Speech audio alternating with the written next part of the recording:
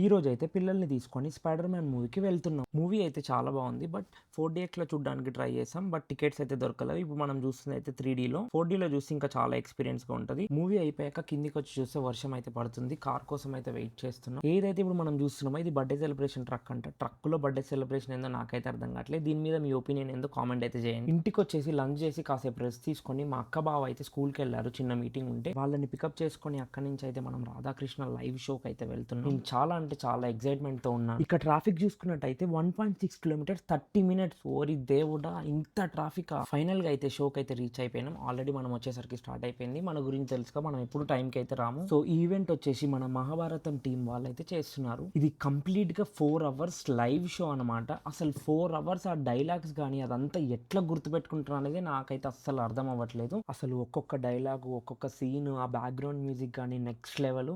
2 కళ్ళు అయితే సరిపోవు. ప్రతి ఒక్కరు ఇది లైవ్ లో ఎక్స్పీరియన్స్ చేయాల్సిందే ఈ షో అయితే. सखा तुम्हारा मित्र तुम्हें स्मरण नहीं आया है? 4 అవర్స్ షోలో అయితే మనకు 10 మినిట్స్ బ్రేక్ అయితే ఇస్తున్నారు. బట్ లోపలికైతే ఏమి స్నాక్స్ అయితే ఎలో చేయరు కాబట్టి బయటనే తినేసి మనం లోపలికైతే వెళ్ళిపోవాలి. నేనైతే ఎప్పుడు అనుకోలేదు ఒక లైవ్ షో అయితే చూస్తానని.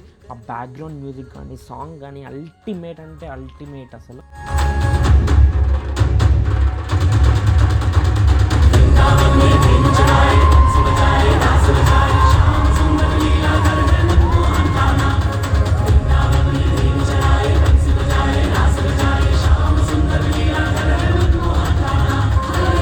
అక్క అయితే చాలా అంటే చాలా బాగా ఎంజాయ్ చేసింది. మీరు కూడా మీ ఫ్యామిలీ మెంబర్స్ తోటి ఈ లైవ్ పర్ఫార్మెన్స్ని ఎక్స్పీరియన్స్ అయితే చేయండి. Do follow for more content. So ఈ రోజు మెనీ వ్లాగ్ మీకు నచ్చిందని అనుకుంటున్నా. See you in the next vlog. టాటా, బై బై.